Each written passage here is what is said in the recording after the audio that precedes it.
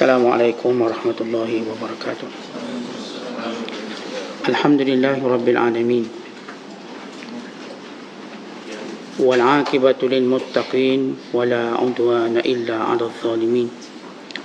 Asyhadu an la ilaha illallah wahdahu la syarika lah. Wa asyhadu anna Muhammadan 'abduhu wa rasuluh. Allahumma salli wa sallim wa barik ala sayyidina Muhammad wa ala alihi wa sahbihi ajma'in wa ba'du. Wahai kaum, dengar apa yang aku katakan dan jangan menuduhku di dalam hati kamu. Kenapa sampai hendak menuduhku dan mengataku, sedang aku sebenarnya sayangkan kamu. Aku pikul tanggungan kamu dan aku tampal corak-corik amalan kamu. Dan nanti aku akan mensyafaatkan kamu kepada Allah Ta'ala supaya menerima semua kebajikan kamu dan memaafkan segala keburukan kamu. Siapa yang mengenaliku, saya dia tidak akan berpisah dengan aku sampai dia mati. Dia akan menjadikan diriku sebagai tempat nafsu syahwatnya, tempat perasa kelazatannya dan makan minumnya serta pakainya. Dan dia tidak perlu lagi yang lain daripadaku. Wahai gulam, bagaimana sampai engkau tiada mencintaiku? Padahal apa yang aku hendakkan itu ialah buat dirimu sendiri, bukan buat diriku. Aku inginkan kemanfaatanmu dan kelepasanmu dari cengkaman dunia yang membinasakan dan memperdayakan. Sampai bila engkau terus membuntut di belakang dunia itu? Nanti sedikit masa lagi dia akan menerkanmu dan membunuhmu. Allah Azza wa Jalla tidak sama sekali membiarkan para pencintanya bersenang-senang dengan dunia demi sedetik pun. Dia tiada memandang aman bila dunia itu dapat mempengaruhi mereka, dan tiada membiarkan mereka berdampingan dengan dunia atau dengan selain zatnya secara total. Bukan dia sentiasa dengan para pencintanya, dan mereka pula sentiasa dengan dia. Hati mereka selalu ingat kepadanya, sentiasa berada di sisinya, dan menolak segala sesuatu selain dia. Malah selalu menghadapinya. Kerana itu dia selamanya melindungi mereka dan sangat senang berada bersama-sama mereka. Ya Allah, ya Tuhanku, jadikan kami dalam kumpulan orang-orang ini dan lindungi kami sebagaimana Engkau melindungi mereka. Dan berilah kami kebaikan di dunia dan kebaikan di akhirat, dan selamatkan kami dari seksa api neraka. Muslimin dan muslimat, sedang penonton yang dirahmati Allah sekalian, di antara peranan murabbi atau peranan guru, peranan syekh, ialah memberikan kebaikan kepada orang yang dididiknya dan orang yang didakwahnya dan orang yang disampaikan ilmu kepadanya. Dalam Al-Quran dalam surah Hud ayat 88 Allah Ta'ala berfirman, In uridu illa al-islaha mastata'tu wa ma taufiqi illa billah alaihi tawakkaltu wa ilaihi unib. Sadaqallahul azim. Yang aku kehendaki daripada kamu ialah kebaikan sekadar kemampuan aku, dan taufik yang aku dapat ini datangnya dari Allah. Kepadanya aku berserah diri, dan kepadanya aku senantiasa bertaubat dan taat. Menjadi sifat para Nabi alaihissalatu wassalam mendidik umat, menyayangi umat dan memaafkan umat, serta bersikap sebagaimana seorang bapa kepada anak atau seorang ibu kepada anak. Maka demikian sifat para Nabi dan Rasul itu berpindah kepada para alim ulama. berpindah kepada orang-orang soleh yang senantiasa ingin mendidik, yang ingin melihat masyarakat berada pada manhaj, pada jalan yang betul. Kunu rabbaniyina bima kuntum tuallimuna alkitab wa bima kuntum tadrusun. Jadilah kamu semua rabbaniyin, hamba Allah yang sebenar-benar, yang berada pada manhaj, pada satu sistem yang betul. Maka kata Syekh Abdul Qadir, aku ni guru kamu, aku ni nak didik kamu, maka jangan kamu wasangka buruk pada aku. Jangan ada benda-benda terlintas dalam hati, benda tak baik tentang aku, menuduh, mengata aku, sebab aku sayang kamu.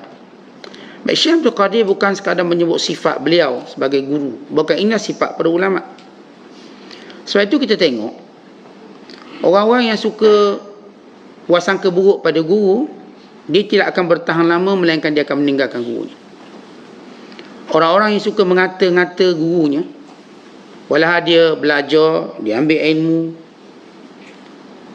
dengannya dia mengetahui sesuatu, tapi dia ada wasangka buruk, bahkan dia suka memburuk-burukkan gurunya, maka dia tidak akan mengambil masa yang panjang, melainkan dia akan tertanggal sendiri, jatuh sendiri, tanpa guru itu menghalau dia. Artinya nak beritahu pada kita, kita dalam hidup ni kita nak ada panduan. Siapa pun yang dia berjalan depan kita, maka dia imam kita. Yang berjalan di hadapan kita, kita minta dia jadi imam kita, tunjuk kita jalan. Oleh kerana Nabi SAW ketika mana baginda wafat, baginda bersabda, innamal ulama'u warasatul anbiya. Ulama waris aku, waris nabi-nabi semuanya. Maka para alim ulama ini mengambil peranan untuk mendidik masyarakat. Maka bagi orang yang dididik, untuk dia mendapat keberkatan, kebaikan, dia kena tahu bahawa guru-guru mereka senantiasa menyayangi mereka, mengambil berat tentang mereka, bukan bersedia memikul kesalahan mereka, dan bersedia memberi syafaat di hari akhirat kelak. Ini jiwa seorang guru, dan jiwa seorang murabbi, dan jiwa sebagai seorang ulama. Dia akan ada sifat itu. Sebab itu bila Syekh Abdul Qadir menyebut, maka pertama, supaya kita tak terhalang mendapat kebaikan, jangan wasangka buruk pada guru kita. Itu asas penting, wasangka buruk. Yang kedua, jangan mengata dia. Mengata jangan. Walaupun ada benda kita tak setuju, atau ada benda yang kita rasa tak berapa berkenan, maka kita tak mengata. Pertama, sebagaimana kita sebut sebelum ini, walaupun guru kita ada kekurangan, kelebihannya banyak. Walaupun kita ada kelebihan, kekurangan kita banyak. Mana apa pun yang berharga atas dunia ini, kalau kita tengok elok-elok, dia mesti ada kekurangan. Ambillah kereta paling mahal dalam dunia, ada tak kekurangan ni? Mesti ada. Ambillah kapal terbang paling mahal, ambillah yacht paling mahal, ambillah rumah paling mahal, ambil semua benda-benda dunia ni yang mahal, yang dianggap paling unik dalam penyediaan dan penciptaannya, melainkan kita akan nampak ada lemah dia. Tapi lemahnya tak pernah kurangkan nilai dia.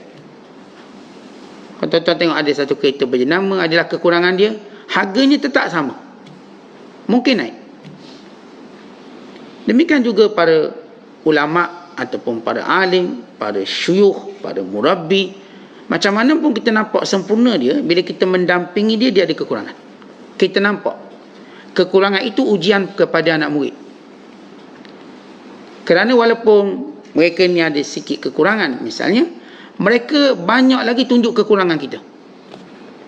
Kita macam nampak satu kekurangan dia, tapi mereka boleh korek kekurangan kita lebih daripada apa yang kita tahu tentang diri kita. Sebab itu para ulama mengatakan, kalau kamu mengatakan kamu mengetahui aib gurumu, maka ketahuilah gurumu lebih mengetahui aibmu. Umpama begini, kita kata mak ayah saya ni ustaz, tak baiklah. Ada benda kita nak kata mak ayah kita. Mak ayah kita lebih tahu buruk kita kat mana, sebab dia ngandung kita. Dia yang lahirkan kita daripada kecil, dia dah tahu kurang kita kat mana, perangai kita kat mana, dia tahu belaka. Kita baru matang ni baru nak kenal mak ayah kita. Lalu kita berkata, mak saya ni emosi sikit lah Ustaz. Ayah saya ni penggarang sikit lah. Kita tak tahu ayah dan mak kita lebih tahu perangai kita daripada tapak kaki lagi. So tapak kaki kita. Sampai hari ni kita besar. Kalau dia nak sebut, dia nak tulis, habis buku dia boleh tulis. Sama juga dalam cerita guru. Maka dua benda yang perlu jaga, wasangka buruk dan mengata. Dan ini memang penyakit kita. Kita kan ada benda tak puas hati, ngata. Kita dah beritahu apa yang disebut oleh Imam Ibn Asakir. Tentang kita kalau mengata orang, namanya mengumpat. Zikruka akhaka ma yakrahu. Bila kamu sebut sesuatu yang dia tak suka, maka mengumpat. Bila kita mengumpat, kata Allah Ta'ala, wala yaqtab ba'dukum ba'dah ayuhibbu ahadukum an ya'kula lahma akhihi maitan fakarihtumuh. Janganlah kamu mengumpat antara satu sama lain. Apakah kamu suka memakan daging sesama kamu? Allah Ta'ala menyebut orang ngumpat, dia macam makan daging orang. Lalu Imam Ibn Asakir kata, kalau kamu mengumpat ni macam kamu makan daging orang, kalau kamu mengumpat ulama, kamu makan daging beracun. Mana mati cepat. Yang kita duk ngata orang ni jadi jijik je sebab makan daging orang. Kalau orang letak ni sepinggang ni, daging orang. Kita nak makan tak? Oh, tak boleh, jijik. Kalau ditambah jijik lagi dengan beracun pula. Ni kalau jijik makan boleh lagi, cuma muntah je lah. Tapi kalau beracun, mati. Maka demikian disifatkan daging pada ulama. Siapa pun bila dia ada sifat suka mengata pada ulama, mengata kepada khususnya guru dia, khususnya. Kata ulama lain pun tak boleh juga, tapi secara khusus. Sebab orang ni yang berbakti, yang berjasa pada mereka, maka dia tak akan selamat. Jadi dua benda hindari. Pertama, wasangka buruk. Yang kedua, mengata. Kemudian Syekh Abdul Qadir, sebab apa? Bila Syekh menyebut, kerana pertama aku sayangkan kamu. Okey, ini sifat murabbi. Dia ada sifat sayang, al-mahabbah. Tapi sayang dia sayang kerana Allah, bukan sayang macam kita. Al-mahabbatu fillah. Sayang dia kerana Allah. Sebab itu kalau kita buat muka, buat salah, dimarah. Sebab sayangnya kerana Allah. Macam seorang ibu, sayang dia demi kepentingan anak dia. Bila anak dia tak baca buku, tak pergi sekolah, tak gitu, dia marah sungguh-sungguh. Kenapa dia marah? Dia mungkin rotan. Sebab dia sayangkan masa depan anak dia. Ni kalau belajar malas, nanti macam mana masa depan? Dia pun membebel kita. Dengan bahasa kita sebut, membebel, tengking kita. Kenapa tak baca buku? Kenapa tak pergi sekolah? Kenapa tak buat kerja sekolah? Kenapa tak dengar cikgu cakap? Kenapa? Duk marah sangat tu kenapa? Sebab kita sayang. Sayang kita sebab apa? Kita nak masa depan dia baik. Maka para ulama' mereka melihat masa depan lebih jauh, yakni syurga dan neraka. Kita orang takut awak buat benda ni boleh masuk neraka. Tu kita marah. Awak buat benda ni, awak terlepas daripada peluang masuk syurga. Sebab itu kita marah. Sebab itu para ulama' dia ada satu sifat, dan Syekh Abdul Qadir sebut, aku ada satu sifat, sayang pada kamu. Ini sifat murabbi, al-mahabbatu fillah. Iaitu sayang dia kerana Allah, bukan sayang kerana dorongan nafsu. Kemudian Syekh Abdul Qadir sebut,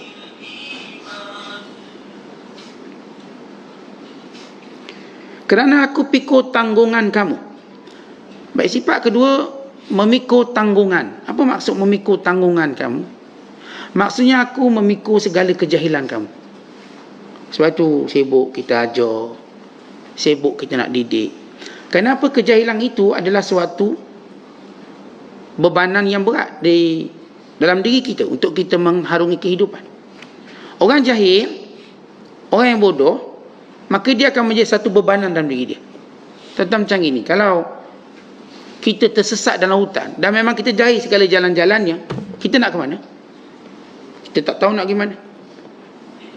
Kita tak akan nampak jalannya kat mana sebab di tengah hutan belantara, ataupun kita jatuh tengah laut atau di padang pasir. Maka kita akan menangis je lah, sebab kita tak tahu pun jalan mana.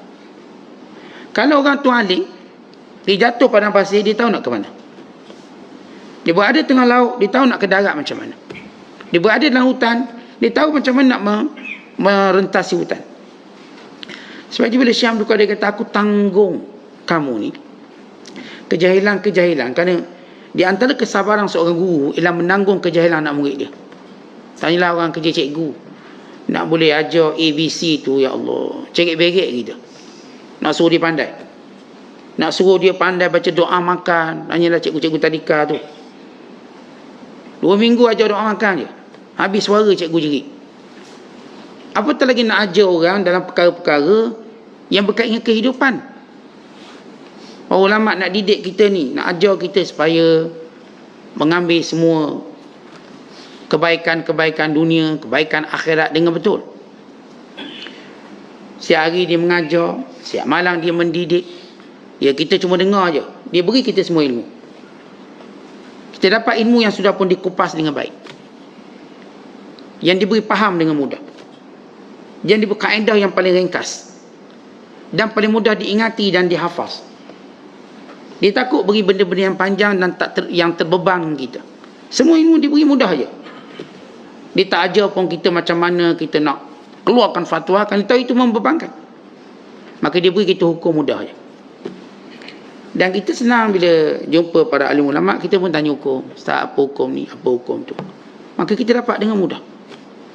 Benda tu berat kalau kita tak tahu berat. Macam mana saya nak semayang jamak qasar pun tak tahu. Atau kita kadang-kadang kita tanya, Ustaz, nak tanya ni tentang mandi-mandi sunat. Sebab kita nak mandi sunat ni. Mandi wajib tahu, mandi sunat. Apa benda yang saya perlu mandi. Atau kadang-kadang kita nak tahulah, apakah benar Ustaz, kita kata, ada orang kata mandi lepas asar tak boleh, mandi lepas maghrib pun tak boleh. Sebab itu waktu syaitan bertebaran. Apakah benar? Kita ambil contoh, ada orang macam pening kepala fikir, ada tak waktu mandi-mandi yang kita tak dibenarkan mandi? Bila orang tanya ulama, ya, mereka nak dapat jawapan tadi, puluhan kitab buka. Puluhan kitab. Soalan nampak mudah. Jadi mereka ulama ni tanggung masalah kita. Tuan-tuan ada masalah, saya kena tanggung. Tuan-tuan ada kemuskilan, ulama kena tanggung. Kadang masalah itu masalah perempuan, ulama juga kena tanggung.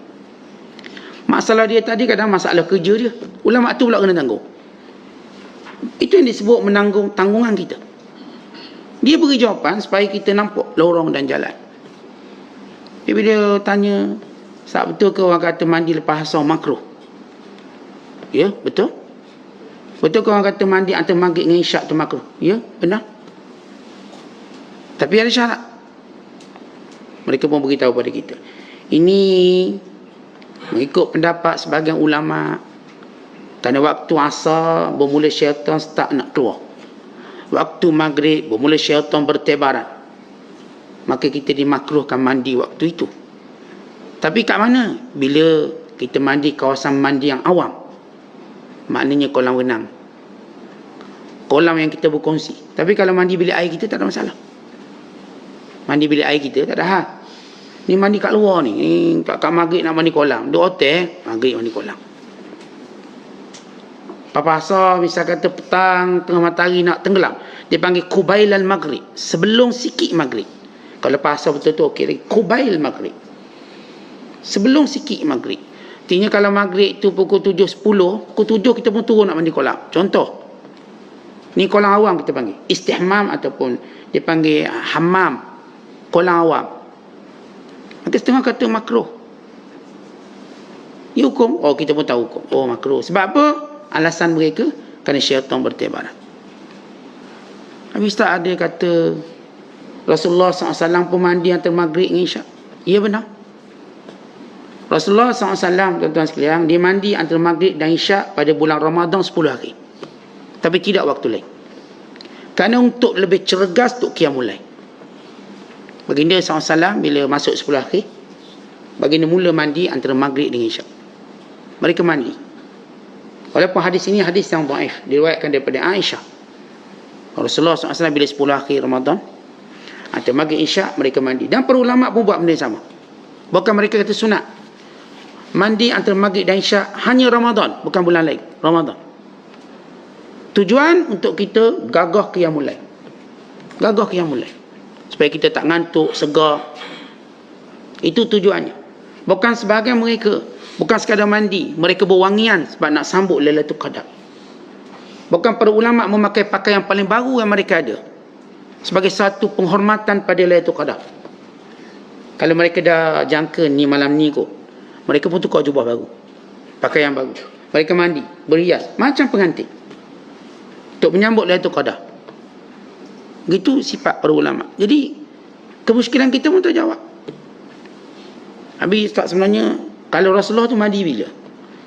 Dan riwayat Abu Daud, Nabi SAW, baginda tak pernah tinggal 4 jenis mandi. Yang pertama, mandi wajib, janabah, ghuslul janabah. Yang kedua, mandi sunat Jumaat, ghuslul Jumaat. Rasulullah SAW tak pernah tinggal, hari Jumaat aja ni mandi. Yang ketiga dipanggil ghuslul hijamah. Nabi SAW selepas berbekam Nabi mandi. Berbekam Nabi mandi. Yang keempat ialah mandi selepas menguruskan jenazah. Baru jenazah Rasulullah SAW mandi. Mandi sunat kan. Ada pun mandi-mandi lain tak disabitkan, tak ada. Melainkan saya sebut ada yang disebut Rasulullah SAW mandi antara Maghrib dan Isyak. Iaitu pada 10 akhir Ramadan sahaja. Tapi secara hukum umum disebut oleh para ulama, tentang mandi ni ikut suka kita lah, bila pun harus. Tadi kita sebut cara Rasulullah mandi. Habis tak, saya nak mandi bila-bila boleh? Boleh. Melainkan saya sebut tadi, ada setengah ulama menganggap kalau tempat pemandian awam, jangan mandi sebelum maghrib ataupun antara maghrib isyak, kerana waktu syaitan bertebaran. Kalau bilik air rumah kita tak apa. Ni luar yang bilik air kongsi ni, maksudnya pemandian awam. Macam saya sebut, tuan-tuan pergi hotel ke dan sebagainya, jangan. Elokkan. Dosa? Tak dosa. Tak dosa. Bukan setengah ulama kata sebenarnya mandi ni semua waktu boleh. Boleh. Tak ada masalah pagi, petang, tengah hari. Bahkan kata Imam Syafi'i rahimahullah, kalau nak suruh kuat badan, selalulah mandi. Ni kalau kita lemah badan, maknanya kita kurang mandi. Kalau selalu ngantuk, itu cam mandi sekali sehari lah tu. Tengok ngantuk-ngantuk. Kalau orang segar ni, dia memang mandi aja. Paling kurang 5 kali ni mandi. Kata Imam Syafi'i, nak suruh gagah, nak suruh kuat, nak suruh segar, banyakkan mandi. Kita mandi, pemandi mandi. Jadi segar badan setiap kali kena air. Sebab Allah berfirman, wa ja'alna minal ma' kulla syai'in hayy. Kami jadikan dari air semuanya hidup. Badan kita bila kena air jadi hidup. Kita ngantuk nampak macam layu dah, kena air, hidup. Walaupun air daripada pistol air je tembok, hidup dia. Jangan kata yang siram pakai shower besar. Ini cara nak cari kekuatan. Jadi kalau orang qiyamul lail, Ustaz, macam mana saya nak qiyam lama sikit, pergi mandi. Mandi. Ustaz, orang kata mandi ni, Ustaz, boleh paru-paru berair. Kita kan orang tua kita pun ada pantang juga. Jangan mandi tengah malam, nanti paru-paru berair. Jangan mandi tengah malam, nanti cepat asma. Jangan mandi sekian-sekian. Tentang itu, pertama kita katakan, tu depend pada, ada setengah orang mungkin dia alahan dengan benda tu, maka dia jangan buat lah. Yang lain okey. Ada orang Masya Allah, dia mandi tengah malam ke, tengah siang ke, tengah hari ke, tengah-tengah orang ke, dia okey ke. Dia buat tengah-tengah ni dia okey. Maksudnya badan dia okey.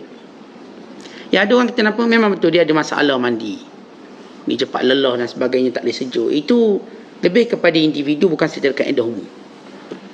Jadi ini ulama tanggung masalah kita ni. Maksudnya bila kita ada kemusykilan, ulama tanggung. Sebab tu kata Syekh Abdul Qadir, aku tanggung kamu. Kamu tak tahu bab ni, kita tak payah nak buka ratusan kitab, ribuan kitab. Bagi ulama ni. Jawab. Ni jawab. Ulama tu jawab salah, dia kena hentam. Kita tak kena. Kita beramal bawah, yang ulama ni kena hentam sebab salah jawab. Teruk dia. Maka dia menanggungnya. Bab hukum zakat ke, bab hukum perkahwinan ke, bab hukum penceraian ke, apa pun hukum, ulama ni yang pecah kepala fikir. Mereka karang kitab, mereka mengajar, mereka jawab soalan, mereka menjelaskan, mereka menerangkan, mereka menegur, mereka menasihati. Ini tanggungan para ahli ulama. Sebab tu jangan anggap kerja ulama tu senang. Nampak duduk atas meja je ulama ni ngajar. Jangan. Dia bukan bercakap elio. Ada benda. Ada benda yang dia bercakap, ada mutiara yang dikeluarkan. Artinya mereka tak mungkin kita dah sebut sebelum ini. Mereka dah pegang kami tidak diizinkan bercakap. Bahkan kami diajar diam sehingga kami tahu. Sebab itu ilmu ulama' dia akan terhenti dengan wallahu a'lam. Memang saya tak tahu. Sehingga bila Abu Musa al-Asy'ari radhiyallahu ta'ala anhu ditanya dengan satu fatwa, maka dia salah jawab. Orang pun rujuk pada seorang lagi sahabat namanya Zaid bin Sabit radhiyallahu ta'ala anhu. Maka Zaid menjawabnya. Lalu kata Abu Musa, jangan lagi kamu tanya aku selagi mana Zaid itu hidup. Dia lebih aula menjawab. Luqmanul Hakim, dulu sebelum Nabi Allah Daud Allah lantik jadi Nabi, dia kena jawab soalan orang. Dia kena jadi hakim. Dia kena putuskan perselisihan, perbalahan rumah tangga dan semua. Dia semua jadi qadhi. Kerana para ulama' ni dia akan main peranan itu, mendamaikan rumah tangga dia, mendamaikan rumah balah dia, mengajar hukum hakam dia, ni nak halau setan pun dia, semua. Maka Luqman Hakim buat peranan dia sehingga Allah Ta'ala bangkitkan Nabi Daud. Maka dia bersyukur pada Allah. Kenapa? Kerja aku dah selesai, Daud dah ada. Maka dia tidak lagi menjawab soalan. Dia tak jawab lagi. Kenapa? Daud dah ada. Alaihissalam, Daud jawab. Maka Nabi Allah Daud memainkan peranan. Jadi sebab tu kita ni tak boleh wasangka buruk pada ulama', tak boleh kata ulama', kerana mereka tanggung sebahagian daripada humum kita, sebahagian daripada masalah kita, yang menjadikan kita Masya Allah sembahyang kita betul, puasa kita betul, semua ibadat-ibadat kita betul, perjalanan hidup kita betul. Semuanya kerana para ulama' yang menanggung ilmu-ilmu tadi. Akhirnya mereka tolong ajar kita, mereka tolong didik kita. Kemudian kata Syekh Abdul Qadir, kerana aku juga yang akan tampal-tampal amalan kamu yang compang-camping. Tentang kita buat amalan, cacatnya ada, confirm. Maka datang para ulama' ajar, cacat ni nak tampung kat mana? Ustaz saya ni, Ustaz, dulu masa zaman terkejar dulu ambil duit orang. Curi ayam orang, curi kelapa orang, pisang orang. Saya dah insaf. Saya nak bayar balik semua. Dosa saya. Macam mana nak buat? Kita dah tak tahu nak buat ni. Ada seorang hamba Allah. Dia kata, Ustaz saya dulu tersesat kat Kuala Lumpur. Dulu kan semua orang nak pergi Kuala Lumpur. Tahun 80-an, tahun 70-an, semua nak pergi Kuala Lumpur. Sebab situ ada kerja. Kat kampung tak ada kerja. Dia kata dia pergi satu masjid. Duit dia dah tinggal berapa sen je. Ikut kawan pun tinggal. Kawan kata jom pergi KL, ada kerja, nanti dapat gaji banyak, nanti jadi kaya. Dulu kan kalau baca novel-novel pun pergi KL jadi kaya. Macam tu novel dulu. Oh, geng-geng peminat novel lah.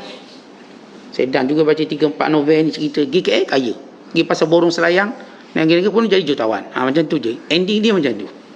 Kalau tak pergi KL tak kaya. Jadi dia pun terpengaruh macam tu lah filmnya. Pergi kawan-kawan dia pun tinggal duit 3-4 sen. Lepas tu kena rompak pula di tandas dekat Pudu Ayu. Dah tak ada duit. Pergi masjid. Last kali saat saya pecahkan tamu masjid, saya ambil duit. Kalau tak ada duit, saya kata persen dapat. Dapatlah RM50. Zaman tu lah RM50 jadi boleh lah. Sampai saya pun kerja dengan pelakon-pelakon ni. Saya pun kenal pelakon Ustaz. Kerja. Dia cerita pendek ceritanya. Jadi gini Ustaz, saya dah nak taubat ni. Jadi apa cerita saya curi duit tabung masjid tu? Macam mana saya nak selesaikan? Dah fikir lama ni. Dah susah hati.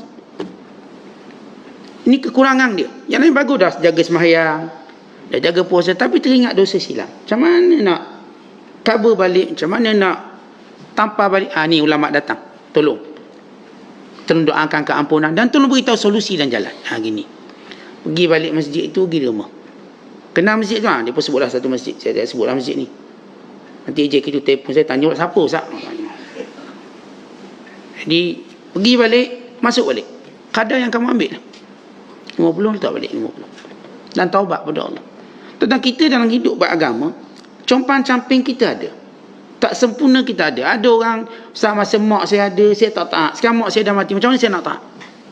Apakah bila saya derhaka, selama-lama derhaka? Kita kata tak. Kamu masih boleh taat walaupun mak ayah kamu dah tak ada. Maka dia ajar amalan yang menampal kecacatan yang selama ni dia hidup. Ialah dulu memang derhaka sungguh ke maut. Siap peringkat, teruk sungguhlah derhaka. Tapi sekarang dia insaf. Dan itu terus menghantui diri dia. Kecacatan, dia rasa apa pun ibadat dibuat macam tak sempurna. Maka datang ulama ajar ni, cara nak tanpa compang-camping maksiat kamu dulu atau ketaatan kamu dulu. Maka itulah peranan ulama. Sebab itu kita akan jumpa cahaya dan jalan bila kita berada di sisi mereka. Jumpa. Ada seorang ulama dia karang satu kitab. Kitab yang menceritakan tentang kesedihan. Imam At-Tanukhi. Kan kitab lebih kurang 5 jilid. Saya baru baca jilid pertama baru. Tak habis lagi lah. Jilid pertama. Cerita dia bawa kisah-kisah tu. Tujuannya untuk merawat orang yang penyakit sedih. Sebab tuan-tuan dalam hidup ni kan paling banyak yang menjadi beban kita kan cerita-cerita sedih dalam hidup. Cerita sedih ni menenggelamkan nikmat yang kita ada. Jadi ada orang dia tak reti kawal sedih. Jadi bila ada satu berita sedih, dia duk bawa berita sedih tu sampai ke mati. Akhirnya dia haramkan menikmati nikmat yang ada. Dia duk cerita sedih tu. Maka dia pun buat kitab ni. Kitab ni untuk hiburkan orang sedih-sedih. Supaya mereka tidak bersedih. Bawa cerita. Setiap kesedihan para Nabi. Bermula kesedihan Nabi Adam. Sampailah kesedihan Nabi Muhammad SAW. Dan setiap kesedihan itu ada penyelesaian. Setiap kesedihan itu ada penyelesaian. Sehingga dia pun cerita satu kisah. Ada seorang tu. Kisah ni untuk motivasi. Dia ada seorang. Dia main batu. Main-main, baling-baling, campur kat dinding. Tiba-tiba batu tu melenting, lantung balik, masuk dalam telinga dia. Dia kecil-kecil lah. Masuk telinga. Lekat telinga. Bila lekat, sakit betul. Bayangkan, kita kalau tak telinga keras pun dah bengang dah kepala ni. Ni batu, ada banyak batu masuk dalam. Sumbat. Sehingga dia mula jadi tak stabil. Kita kan kalau telinga tu jadi tak stabil jalan ni. Wa yu'limuhu fatra tawilah. Dan menyakitkan dia dalam tempoh yang panjang. Dia dah tak tahu buat apa. Tak tahu. Sehingga Allah ilhamkan dia satu doa. Dia doa. Dia kata, Allahumma anta rabbi. Allahumma anta rabbi antal mujib. Ya rabbi antal mujib. Ya rabbi antal mujib. Wa ana muttarru. Ya Allah, engkau perkenankan doa dan aku dalam terdesak. Sebab di tengah orang baca ayat, amman yujibul muttarra iza da'ah. Amman yujibul muttarra iza da'ah wa yakshifus su'. Siapa lagi kalau kamu nak mohon ketika mana kamu terdesak melainkan Allah. So kita kalau terdesak sungguh, siapa kita nak mohon? Orang tak layan Allah. Dan dialah yang menghilangkan segala musibah itu. Maka dia ingat ayat itu, dia berkata, Rabbi antal mujib wa ana muttarru ilaik. Ya Allah, engkau lah Tuhan yang memperkenankan aku dalam keadaan kesempitan. Maka lepaskan kesusahanku ini, ya Allah. Ikshif durra ma bi. Ya Allah, lepaskan kesakitan yang kau alami. Dengan izin Allah jatuh batu tu, jatuh. Maka cerita ni nampak simple. Tapi beri harapan pada orang yang ada masalah. Orang ada masalah. Jadi, ini yang ulama bawa cerita ni. Tulis cerita ni. Supaya jangan ada orang bersedih dengan masalah. Kerana setiap masalah ada jalan keluar. Walaupun bukan ikut jalan keluar ikut cara kita nak. Allah beri jalan keluar yang bukan ikut cara kita nak, tapi dia paling baik. Kita kan, mata kita duk tengok ke pintu. Kerana itu pintu keluar.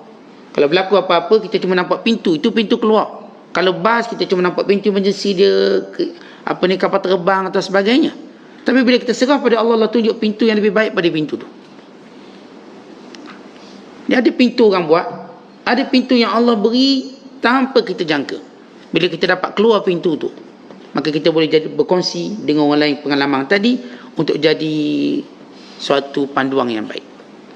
Baik, ini ulama-ulama tugas peranan mereka. Sampai mereka karang buku ni. Karang buku macam-macam untuk selesai banyak masalah umat. Sama ada buku yang saya kata motivasi tadi, nak hilangkan sedih, jangan sedih.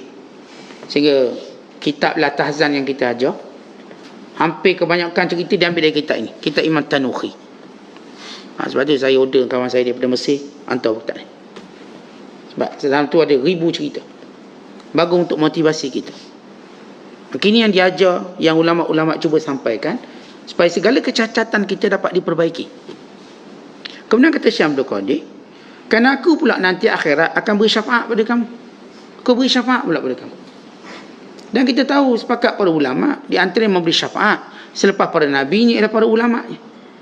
Orang-orang soleh beri syafaat. Tuan-tuan, kita tak payah tengok jauh-jauh lah. Kita bila mati jadi jenazah, mesti kita teringat orang ni untuk baca doa kat kita. Tak ada orang ingat suruh menteri baca doa. Tak ada orang nak pilih orang-orang lain untuk pergi baca doa. Orang mesti tengok ulama-ulama ni yang akan baca doa. Mereka tenang kalau boleh ke kubur. Tenang.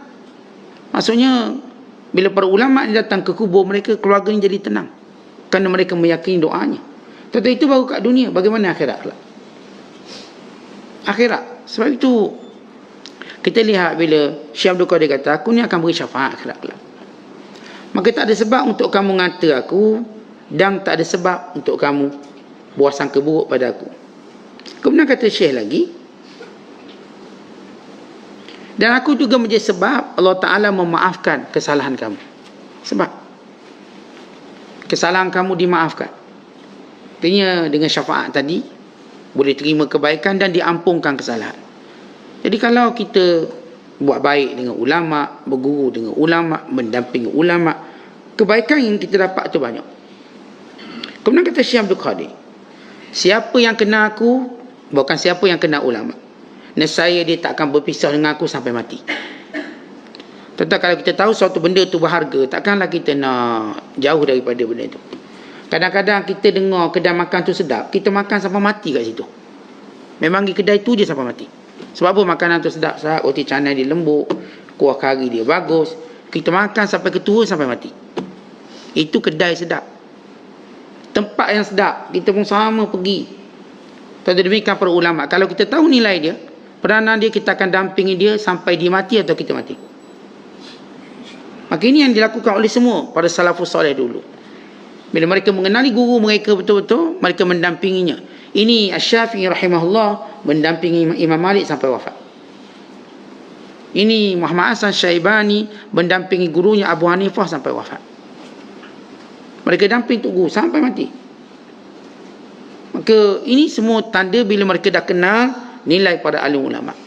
Sebab itu Syekh Abdul Qadir kata, kamu akan jadikan diriku sebagai tempat nafsu syahwatmu. Apa maksud tempat nafsu syahwat? Istilah syahwat ni umum. Yang ni kehendak-kehendak dunia pun kamu jumpa aku. Ustaz doa Ustaz nak dapat projek ni. Sikit lagi nak dapat Ustaz, sikit lagi. Ustaz doa lah. Ustaz doa Ustaz nak anak ni lama tak dapat anak. Doa. Ustaz doa lah nak dapat jodoh ni. Sikit lagi jodoh. Miss call jodoh saya Ustaz. Boleh tak doa? Doa. Lagi minta lagi Ustaz, boleh tak saya nak tu nak ni. Semua kita itu syahwat kita. Walaupun ulama ni bukan kerja kita minta benda tu.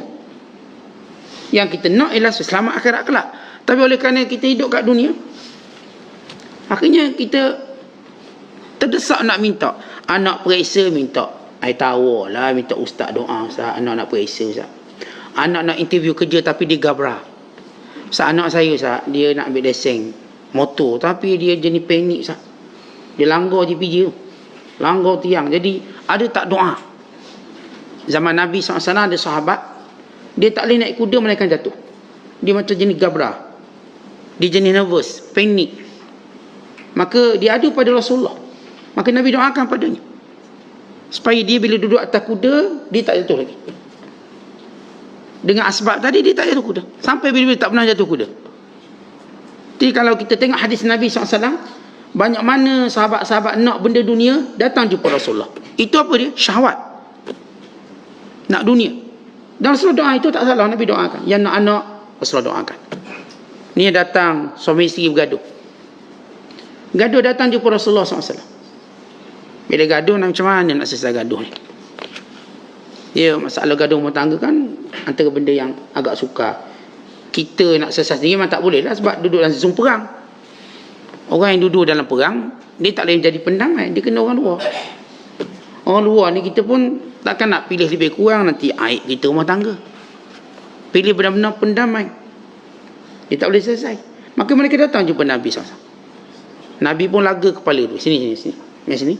Pegang kepala laga. Bukan hantuk. Masuk rapat. Nabi pun doa. Allahumma ahbib ihdahuma ilal ukhra. Ya Allah, jadikan mereka saling menyayangi antara satu sama lain. Lepas tu tak gaduh-gaduh.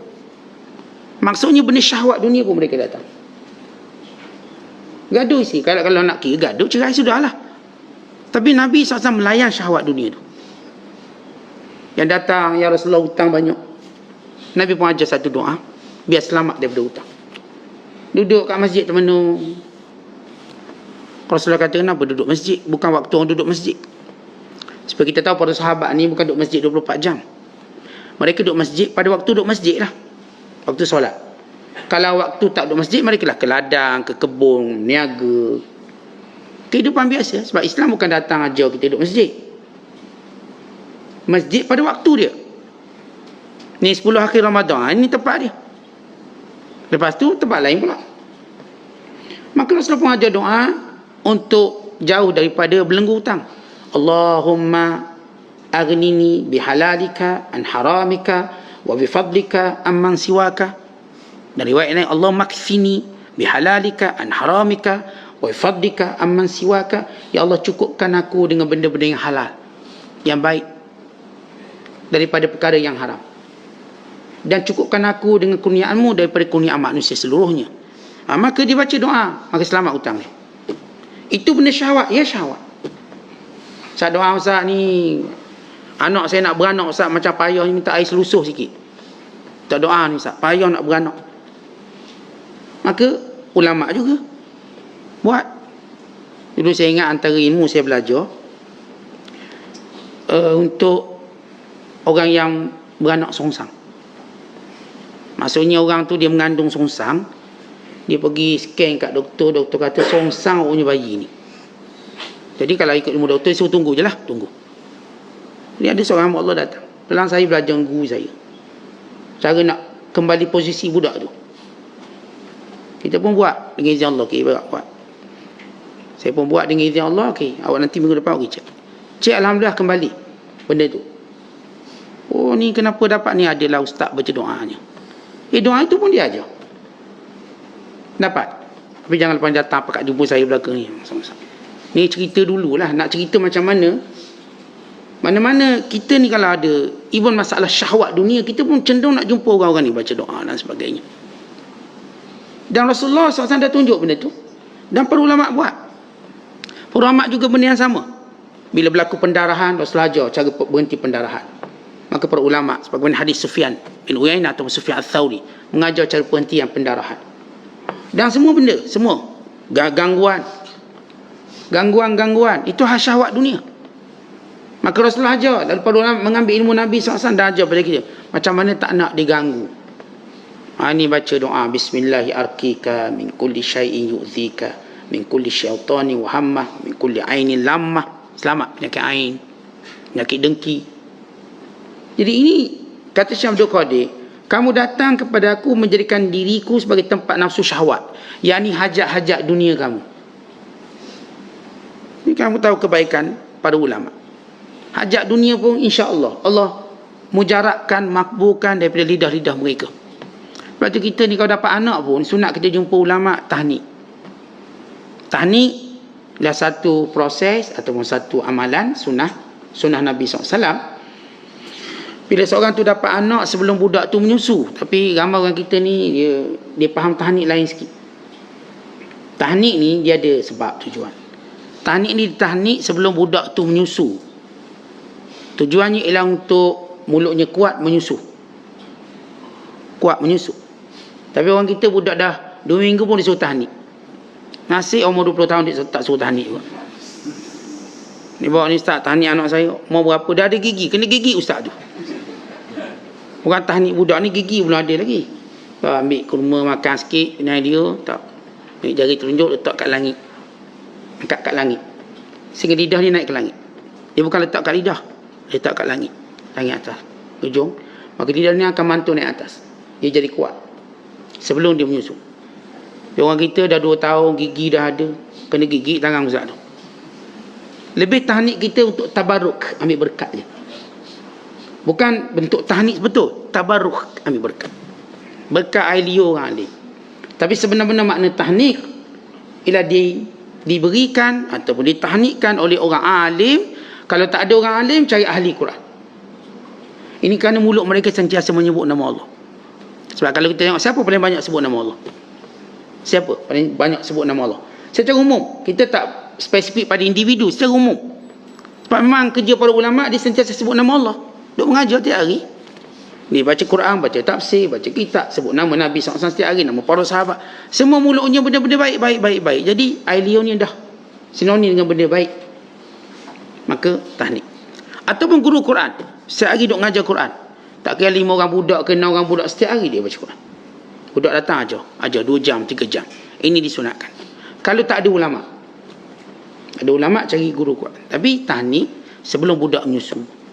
Ada yang faham tu anak dia sahabat-sahabat kita ni bagus, dia faham. Beranak, dia terus bawa anak dia. Tak balik rumah lagi ni. Bawa, jumpa ustaz ni tahnik. Saya kata dah nyusul belum? Memang saya ikut cara ustaz ni. Belum. Orang rumah pun dah lawak lagi ustaz. Buat keluar je anak ni. Nak tahnik. Ni dia faham kaedah tahnik. Tapi bukan kita kata, habis ustaz lepas tu tak boleh. Itu kita panggil tabarruk, ambil berkat. Tapi tahnik satu proses yang berlaku sebelum budak tu menyusu lagi. Kemakin ini tahnik. Kemudian kata Syekh Abdul Qadir, kamu ni tempat, jadikan aku tempat syahwat kamu. Dan tempat perasa kelazatannya. Yang kita pun nak berhibur, duduk dengan ulama'-ulama' berhibur. Nak berhibur, nak benda-benda yang kita perlukan di dunia, pun kita damping pada ulama'. Dan tempat makan minum, dah baik dengan ulama' pun nak dapat makan free juga. Dah kita baik dengan ustaz, orang tu belanja ustaz, dengan kita dia belanja sekali. Jadi makan. Kalau tak ada ulama', tak ada makanan. Jadi kalau Tok Guru tu tak ada, surau tu pun tak buat jamuan. Kenapa Tok Guru tak ada? Habis orang lain ada? Orang lain tak penting. Tok Guru je ada.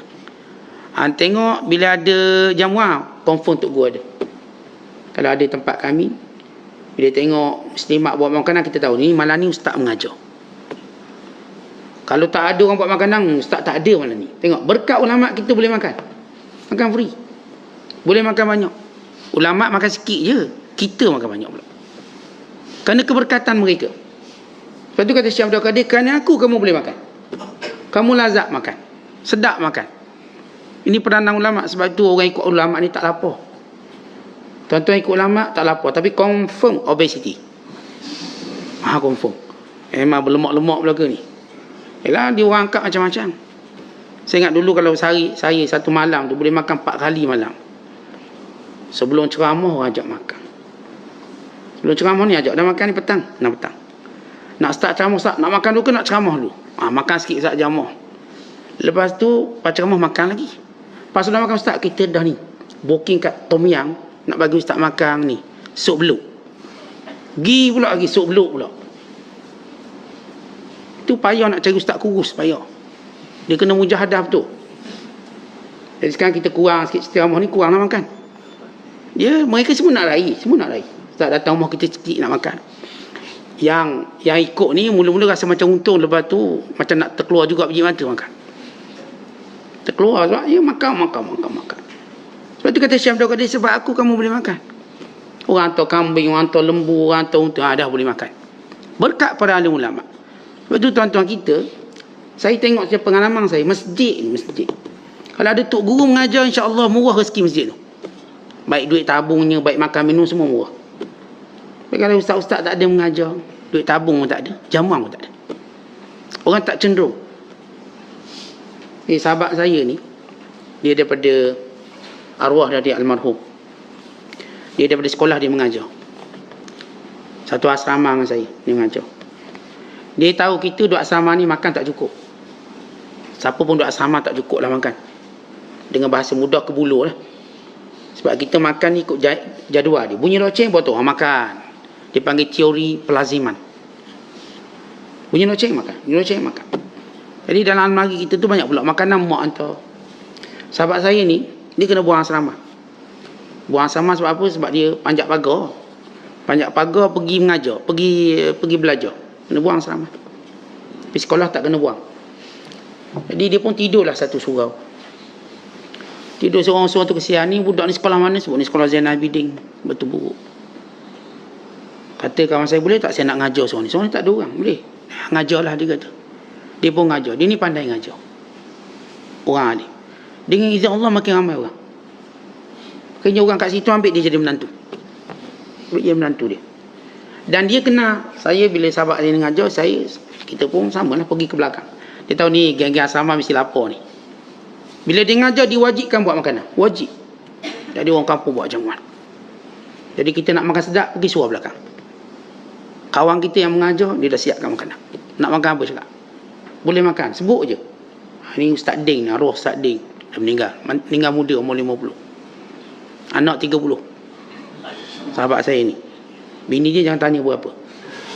Jadi, ceritanya ialah, macam mana para ulama' tadi, punca dia makan minum berlaku.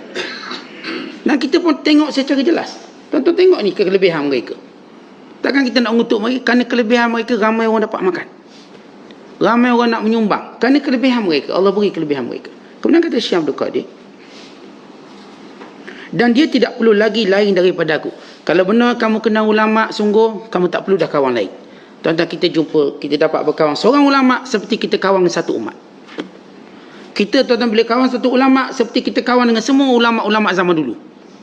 Sebab dia akan cerita ulama' zaman dulu. Seorang ulama' seolah-olah kita berkawan dengan semua ulama' dulu. Kita duduk dengan dia, dia pun cerita, ini kisah Imam Syafi'i, ini kisah Imam Abu Hanifah, ini. Macam kita hidup zaman mereka. Ini kisah ulama' ni, kisah ulama' ni. Ini kisah orang soleh ni. Lalu kita dapat dia seorang, berarti kita dapat umat. Ni kalau kita dapat ramai kawan, cerita sama je. Tinggal mangkuk, lansir, tudung, sama cerita dia. Tak lari. Kalau lelaki cerita bab kereta, bab sekian, tak lari. Duduk dengan ulama', lalu kita lihat dia membuka ufuk luas. Dia bercakap dalam bahasa yang luas. Ensiklopedia, mausu'i, ensiklopedia. Dia boleh cerita tentang zaman dulu, bahkan dia boleh cerita akan datang. Boleh cerita tentang Dajjal. Dajjal ni belum keluar, dia boleh cerita. Ya'juj Ma'juj belum keluar, dia boleh cerita. Kenapa? Ini dia ulama'. Dia bukan beramal, dia bukan teka, dia bukan autar, dia bukan reka. Hadis Nabi SAW. Bahkan dia boleh cerita kiamat macam mana. Seperti kita melihat kiamat. Dia boleh cerita azab kubur macam mana. Dia boleh cerita semua benda. Kerana mereka ini mausu'i, ensiklopedia. Sebab tu dapat kawan seorang ulama', kita kawan satu umat. Kita dapat cerita semua. Itu kami bila damping pada ulama'. Kita nak tanya bab apa. Di istimewa ulama' ni kita tanya apa, dia jawab je. Cerita bab ular ada. Kata Syekh Hanan nak cerita bab ular panjang ni. Ular. Kita kalau cerita bab ular. Tapi dia boleh cerita. Macam-macam jin ular, sifat ular, perangai ular. Dan macam mana manusia boleh ikut perangai ular. Suami perangai ular. Banyak cerita ya. Tikus. Banyak pula cerita tikus. Dia boleh cerita. Daripada tikus zaman Yaman dulu, Saddul Ma'rib, sampai tikus zaman sekarang. Kenapa Rasulullah suruh bunuh? Kisah rumah terbakar di Madinah kerana tikus.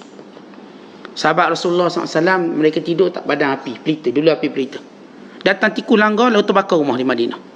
Dan Nabi SAW bermula itu, Nabi kata, bila kamu tidur, fa'atfi'us sirash, padamkan semua api. Ada cerita kisah seperti tikus. Rasulullah kata, kalau kamu tidur, api jangan nyala. Dulu kan, bila tidur kan pakai api. Kita kan elektrik. Pakai api. Rasulullah kata, tidur gelap. Kena tidur gelap. Tutup. Bahaya api tadi. Api ni jangan dibiarkan tanpa kawalan. Api ni dia tak bahaya kalau kita kawal. Duduk kat dia. Bila api tu ada dan kita tak ada di situ, dia akan membakar. Jadi cerita tikus tadi merebak. Cerita bab jin. Jin ni cerita tak habis lah. Saya duduk dengan guru kami, kalau cerita bab jin memang tak habis. Daripada atas bumbung, bawah tanah, terbang habis jin. Jadi cerita bukan cerita otak. Hadis Nabi cerita. Jin macam mana? Ni jin yang suka ganggu kita. Bulan Ramadan pun dia ada. Sebab dia bukan syaitan. Beza syaitan dengan jin. Walau dia ada persamaan dari umum. Umumnya semua syaitan adalah jin. Tidak semua jin adalah syaitan. Semua syaitan tu memang jin. Jin ni maksudnya apa? Terhalang, terhadang, tak dapat dilihat. Jin tak dapat dilihat, tertutup. Kita sebut janin, yang ni tertutup, tak nampak benda dalam. Apa beza jin dengan syaitan? Jin ni dia kacau kita walau bulan Ramadan. Dia kacau je kesihatan kita dan sebagainya. Syaitan dijadikan kita tak ingat Allah. Itu syaitan. Dia tak kacau sampai kita sakit tangan, tak. Dia kacau kita sampai kita tidur dalam kuliah. Itu syaitan. Itu bukan jin tu, syaitan. Sebab habis kuliah kita pun tak ngantuk.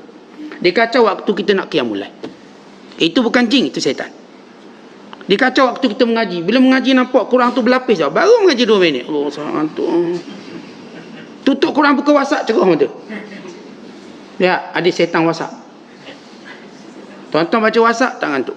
3 pagi, 4 pagi. Baca je Quran, cuba baca. Cuba tuan-tuan duduk 2 jam baca Quran. Jangan bergerak. Oh, tak boleh, Ustaz. Lengah kaki, sakit punggung, mari belaka. Dia mari buasir, mari gauk. Tapi kalau suruh duduk 2 jam, tengok WhatsApp. Boleh, 3 jam boleh. 4 jam boleh. Ini namanya syaitan, bukan jin. Jin kalau dia kacau kita, kita akan ingat Allah. Syaitan bila dia kacau kita, kita tak ingat Allah. Dia beza dia. Orang kena rasuk jin, saya kata, Kak, rumah akak ni kena buka Quran. Dia buka Quran. Sebab apa? Dia jadi ingat Allah. Itu namanya jin. Tapi kalau nama syaitan ni, dia akan lupa untuk ingat Allah. Tu lupa. Buka lagu je lah hidup dia. Sebab syaitan. Jadi sebab tu kalau bulan Ramadan, jenama jin tu ada. Syaitan tak ada, diikat. Sebab tu kita semangat untuk ingat Allah. Kerana jin cuba dia makhluk nak kacau kita secara fizikal. Syaitan nak kacau agama kita. Dia nak kacau fizikal kita. Daripada kita okey-okey, jadi sakit. Jadi tengok orang benci dan sebagainya. Dia kalau jenis berkahwin, fikir nak bercerai je. Itu mungkin juga peranan jin, mungkin juga peranan syaitan. Jadi kita kena tahu. Jadi para ulama ni, benda pun kita nak cakap dengan dia, insya-Allah ada je pun tu. Kalau tak tahu nanti dijawab, nanti dicari. Mereka merujuk. Seperti bila saya tengok para ulama dalam karangan-karangan mereka, ada semua bab mereka bincang. Ini Imam Suyuti rahimahullah. Di karang kitab perubatan, di karang kitab bahasa, di karang kitab yang berkait dengan perkahwinan. Satu kitab yang saya baru dapat daripada sahabat saya di Mesir, itu berkait dengan rahsia perkahwinan, hubungan suami isteri. Ya, unik bila dibahaskan, yang tidak dibahaskan oleh orang lain. Jadi ulama-ulama ini, mereka ni Allah beri banyak ilmu untuk bicara banyak perkara. Sebab tu bila kita duduk dengan dia, kita duduk dengan satu umat. Kita mendapat dunia dan akhirat. Kemudian kata Syekh, "Hei gulam, kenapa kamu tak mencintai aku? Sedangkan yang aku buat ni untuk kamu." Kita tahu cinta ulama ini ialah perkara yang amat dituntut. Kerana para ulama, mereka sentiasa buat untuk keuntungan kita, kebaikan kita. Mereka dah pilih waktu sesuai nak mengajar kita, waktu sesuai nak didik, mereka dah pilih. Mereka pun beritahu kita apa nak buat sehari-harian kita. Maka kita ada sebab yang kuat untuk mencintai mereka.